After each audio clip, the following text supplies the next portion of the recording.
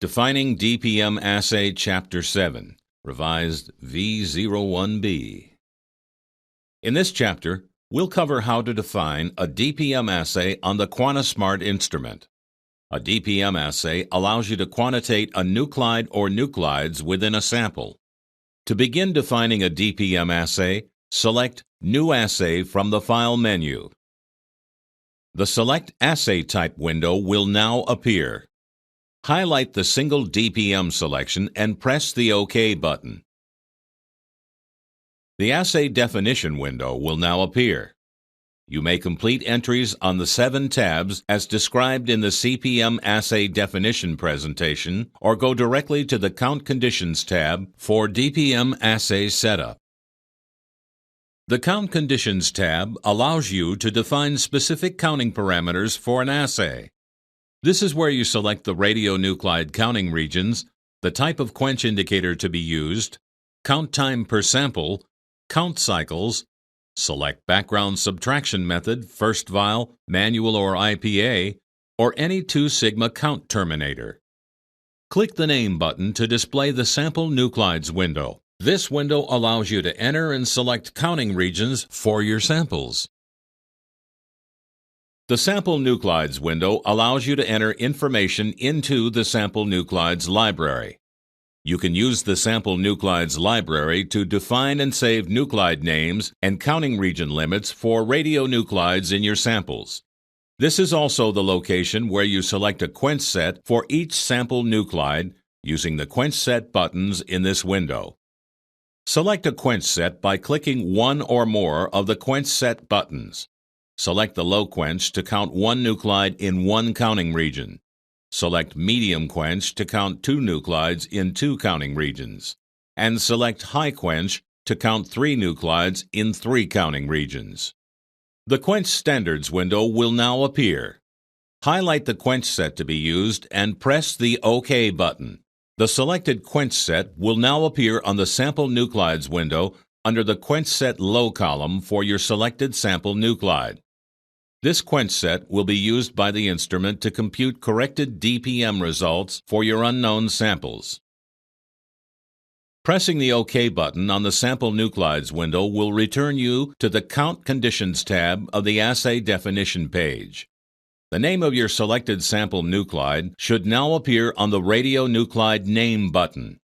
The quench set to be used for DPM correction is shown in the Quench Set Selection box. You may now complete the remaining entries on this page, such as quench indicator, count time, pre-count delay, background subtraction modes, and 2 sigma terminator. You may also complete entries on the remaining tabs as described in the DPM Assay Definition presentation. Next is the Count Corrections tab. This window allows you to activate certain instrument features and define count correction parameters. The Static Controller checkbox activates the instrument's static controlling device, which is designed to reduce static originating on the sample vial. The Luminescence Correction checkbox allows the instrument to correct the data for counts resulting from sample luminescence. Colored Samples checkbox will enable color correction to be applied to your samples. Heterogeneity Monitor checkbox will produce a warning when heterogeneous samples are detected. Coincidence time and delay before burst adjustments may be used for super low-level operation. Half-life correction checkbox activates half-life correction capability. This feature is typically used when working with short half-life nuclides. The Report Definition tab allows you to specify the data items that are reported and the format for reporting. The Report Name area allows you to add or rename a report, preview a report, delete a report, and reset a report. The Report Fields area allows you to select and edit the fields you want to include in a report by clicking the checkbox next to the field. The Report Block Data selections allow you to add additional block information to the report header. You may wish to add a quench curve block to your heading for DPM assays, for example. The Report Field Order selection allows you to reposition your selected fields into whatever order you need. The Report Output tab allows you to customize the output of the report. Major options offered in the Report Output tab are printing the output to a printer, saving the output to a file, outputting the report to the RS-232 serial port, and tandem processing, running a program and a file after each batch, cycle, or sample. If you want a hard copy printout of your results, make sure that the Output to Printer selection is checked. The Special Files tab allows you to select and configure information regarding files pertinent to the assay.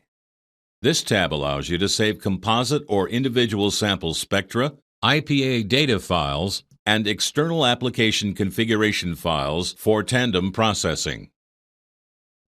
The Work List tab allows you to designate positive identification numbers or PID numbers and sample names that correspond to sample numbers on a printout or electronic report. You may also create a sample list library of frequently used sample names. Additionally, instruments with optional barcode readers may be used to populate the work list. After you've completed the changes to the default assay in the Assay Definition window, you may save the assay by simply pressing the OK button on the bottom of the page. When you do this, the Save As window should appear. Enter the name of your assay in the File Name area of the Save As window. The file will be stored as a .lsa extension. Press the Save button at the bottom of the Save As window, and the assay parameters will now be available for association to a protocol number. Follow the steps outlined in Chapter 5 of this presentation, Loading and Counting Samples, to calculate DPM results of your unknown samples.